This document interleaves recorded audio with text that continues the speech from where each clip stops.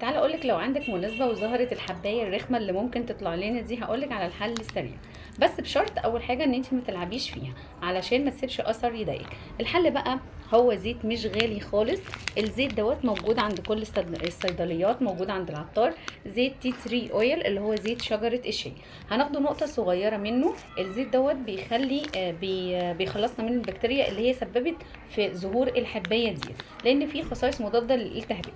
ولو بشرتك دهنيه او مختلطه ممكن تحطي معاها زيت الجوجوبا. انتي هتحطي نقطه سواء هنا او هنا، نقطه من دي ونقطه من دي تحطيها على الحبايه بس.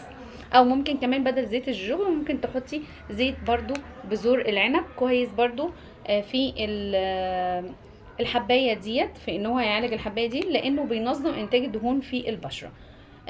طبعا الكلام ده مش مناسب للناس اللي هي عندها حبوب دهنيه، ولا الحبوب اللي هي بتظهر تحت الجلد.